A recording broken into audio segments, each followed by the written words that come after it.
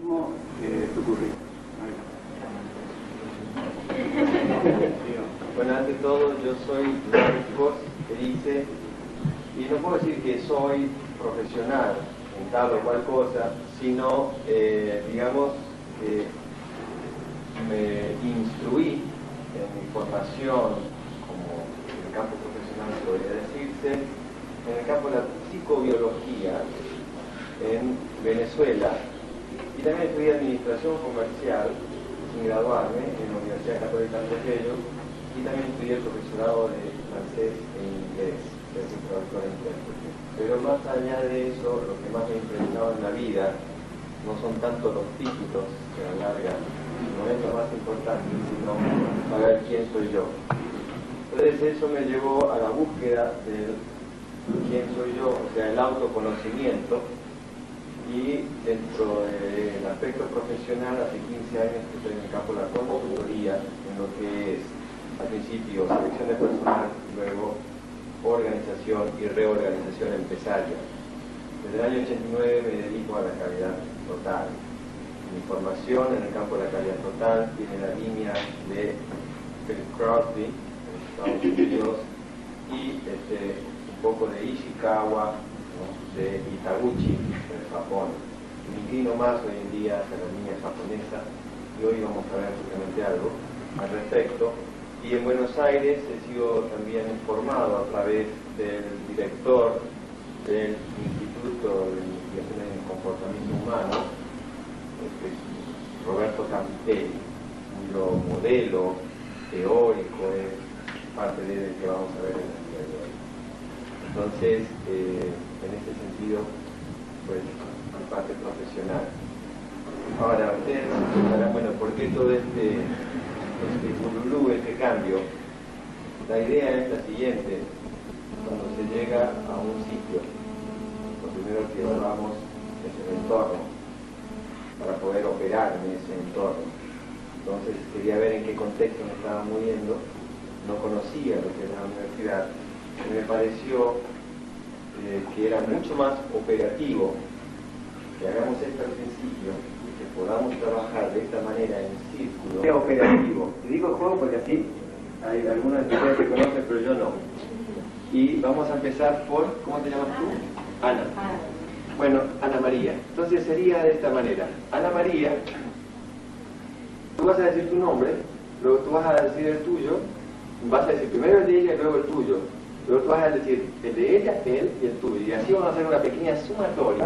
Alejandro, Gustavo. Ana María, Raúl, Leonardo, Alejandro, Gustavo, Viviana. Ana María, Raúl, Leonardo, Alejandro, Gustavo, Viviana, Susana, Mónica, Jorge, Fabio. Ana María, Raúl, Leonardo, Alejandro, Gustavo, Viviana, Susana, Mónica, Jorge, Fabio, Sergio. Pues recuerda a partir de ahora, pero al menos me permite recordarme o ir ya visualizándonos. Si yo quisiera irme a Buenos Aires, no me contesten enseguida. ¿Qué es lo primero que tendría que saber? Encima no tenemos donde anotar. ¡Wow! ¿En qué me voy? ¿En qué? ¿Por qué? Y Hugo. ¿Eh? ¿A qué? ¿A qué? ¿A qué voy? ¿En qué horario? ¿En qué horario? Los costos. Cortos. ¿Dónde quiero? ¿Dónde queda quién? En Buenos Aires. ¿Cómo me voy? ¿Ah? ¿Cómo me voy? ¿Cómo me voy? ¿Dónde estoy? ¡Eh! Qué importante lo que acaba de decir Viviana. ¿Ok? Entonces, esto es fundamental. Por eso proviene el sufrimiento del ser humano, porque no sabemos dónde estamos. Hay algo que se llama percepción. Y nosotros, después distribuiremos los equipos, pero nosotros percibimos lo de afuera en función de la forma en que hemos estructurado nuestra forma de percibir las cosas, que es la educación que hemos recibido del contexto. A medida que nosotros sepamos tener diferentes lecturas o percepciones de la realidad, tendremos lo que se llama una mirada epistemológica, o sea, no quedarnos situados en una sola forma de ver las cosas para no contradecir o no competir o no ir en contra de otra percepción o de otra lectura que otra persona diferente a mí pudiese tener respecto de algo. No, competir es algo no sencillo, porque nosotros, en función de nuestra tendencia a la recurrencia en nuestro comportamiento, en nuestra percepción de las cosas, tenemos, como decir, la tendencia a chocar contra otro que no piensa igual que yo. Entonces viene la confrontación en lugar de el compartir. ¿Por qué? Porque pensamos, que vos tenés razón. Entonces sustentamos nuestro punto de vista sobre la razón en función de lo que nosotros creemos que es, en lugar de ver que es una lectura diferente.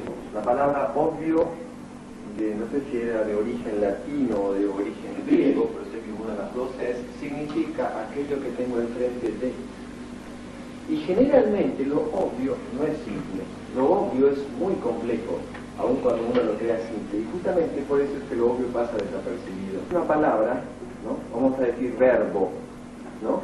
La palabra verbo en sí mismo, en el lenguaje, es un significante, algo que significa algo, ¿no? Es decir, que convencionalmente se estipula.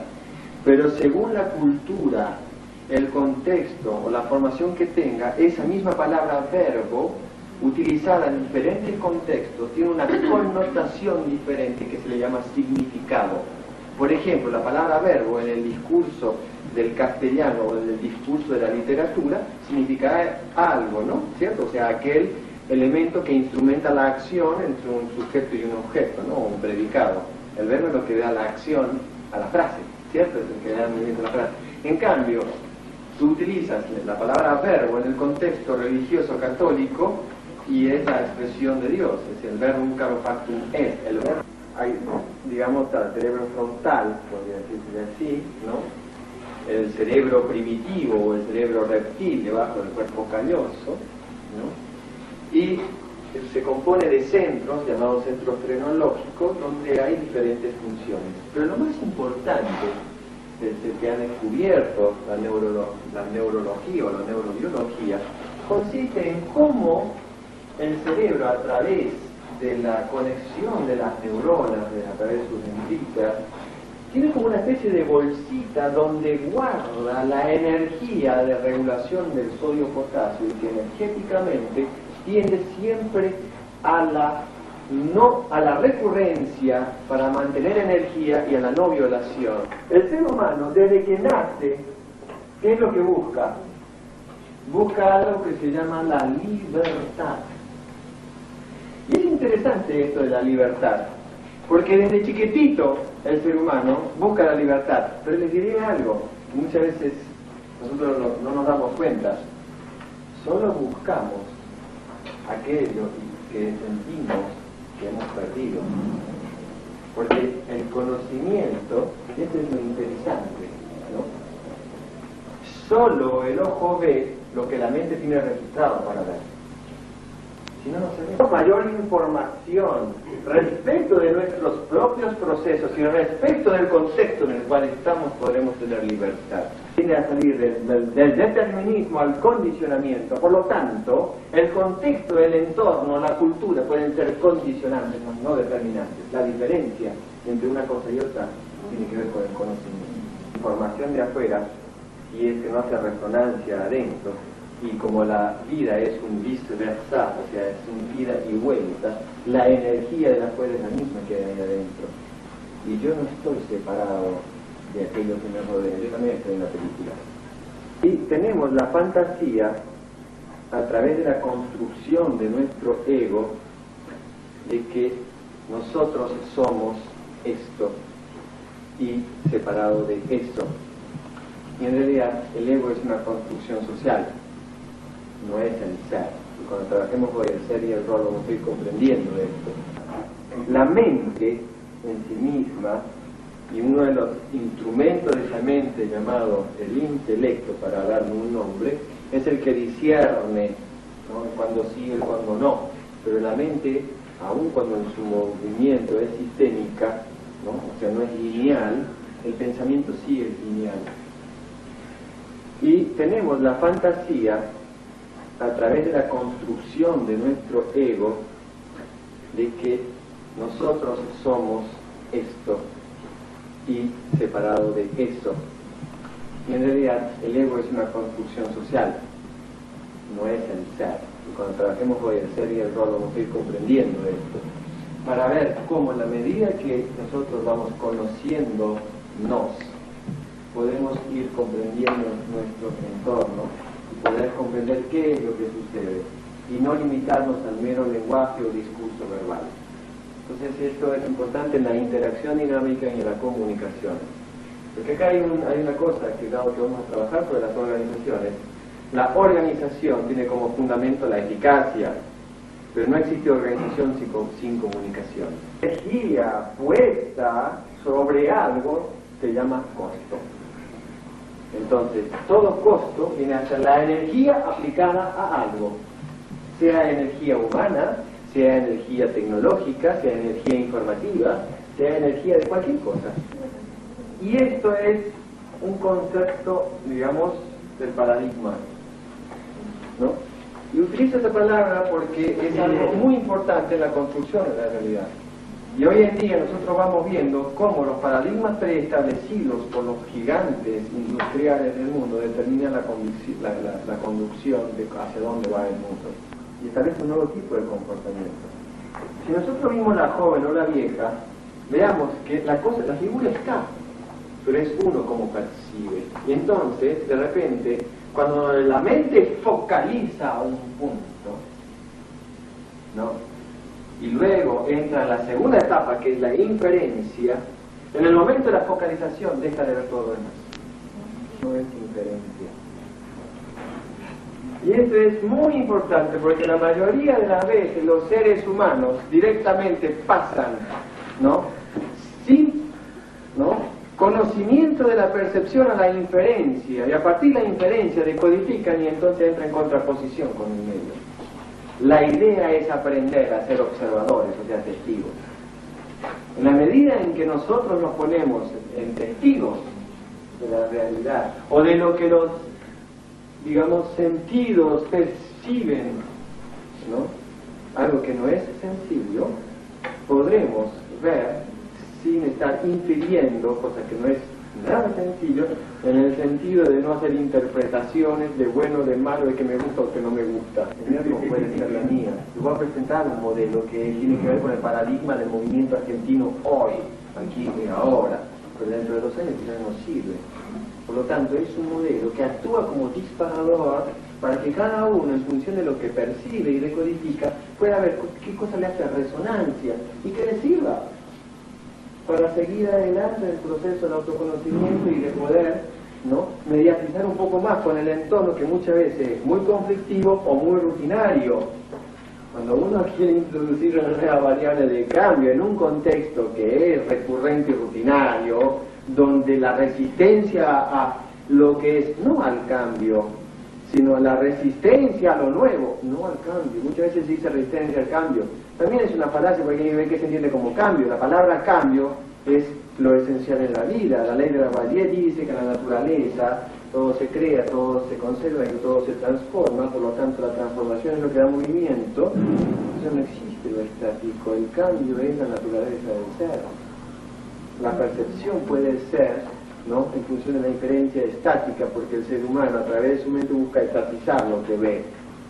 La estatización es en la mente, pero el movimiento es la naturaleza de la vida. Nada es sin movimiento, por lo tanto es una ilusión, una proyección, ¿no?, el querer ver las cosas siempre de la misma manera.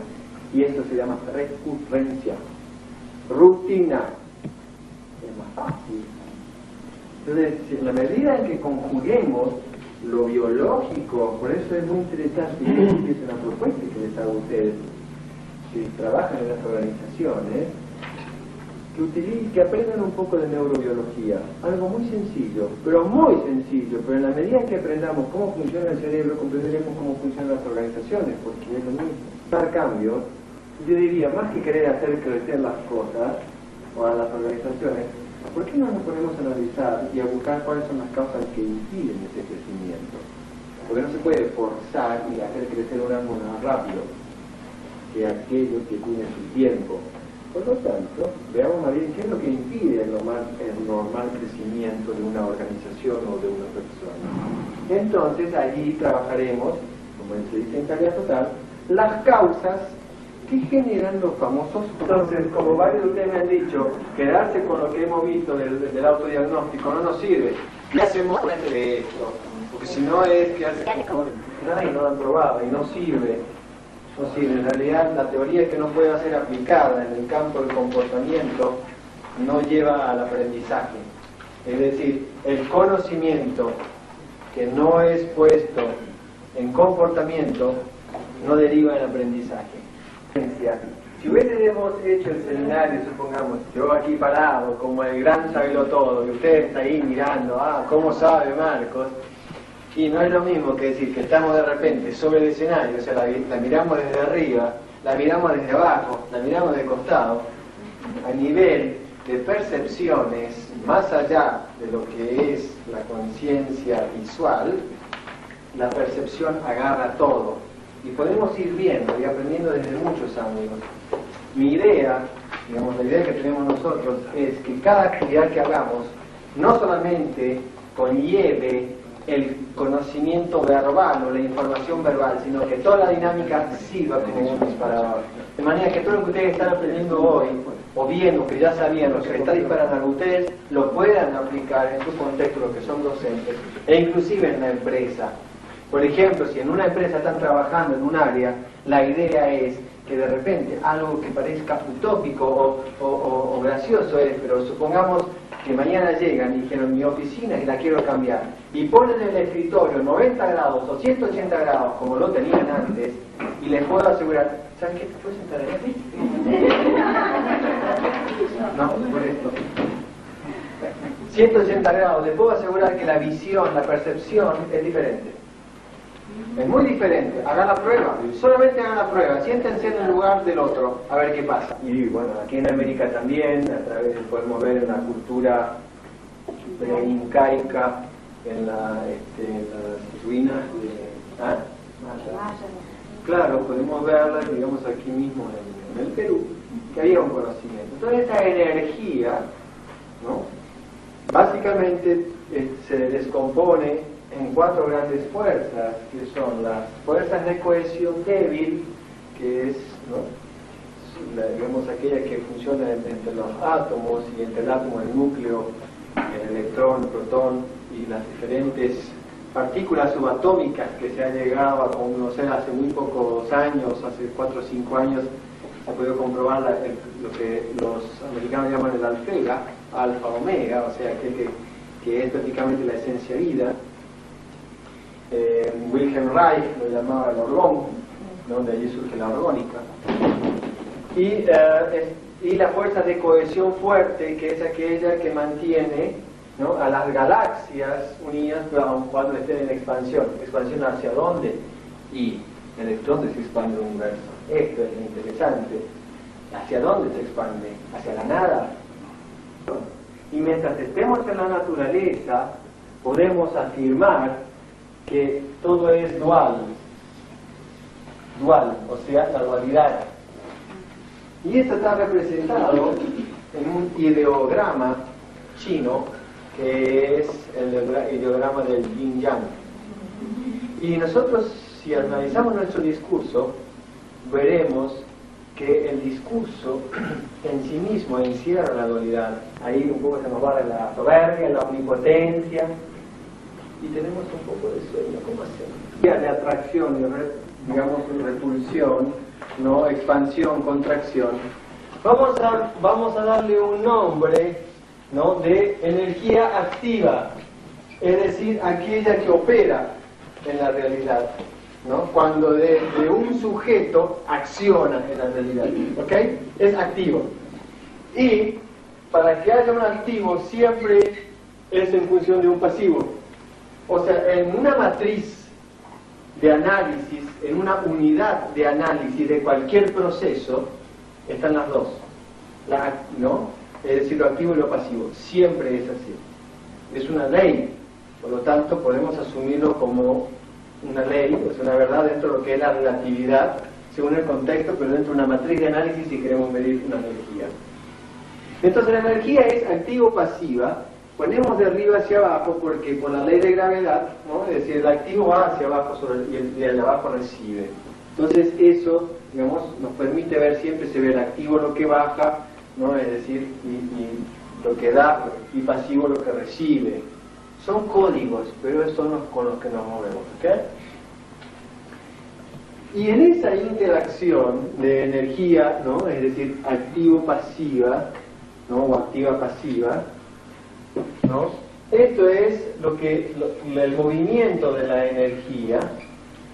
A su vez, nosotros podemos ver que la energía desde el sujeto también tiene dos comportamientos, hacia sí y hacia los demás. Entonces, esto es muy importante porque el ser humano, primero como ser, cuando veremos dentro de un rato, pero ya cuando es humano, es un ser biopsicosocial. No es una entidad separada de aquellos que lo rodean. Cuando es en lo social, es un ser pensante desde el punto de vista de lo psicológico por la construcción de lo que es su ego, porque el ego se construye, no es realidad. El ego es una construcción conceptual social. El ego es naturaleza social. Si no, no hay razón de ser de existencia del ego. Por eso es que no se sustenta en sí mismo. Y es bio porque hay una relación biológica. Por lo tanto, siendo un ente biopsicosocial, cuando está en su interacción, la energía la pone o hacia sí o hacia los demás. Entonces, es activo, ¿no? En este caso, egocéntrico, o sea, hacia sí, o recíproco, es decir, tendiéndolo hacia lo demás. Siendo a sí mismo dentro de una organización, no está todo el tiempo exigiéndole a los demás, sino que al comprender lo está formando. Por eso es que en la conducción es muy importante la palabra formación. Es muy difícil, ¿no?, para el individuo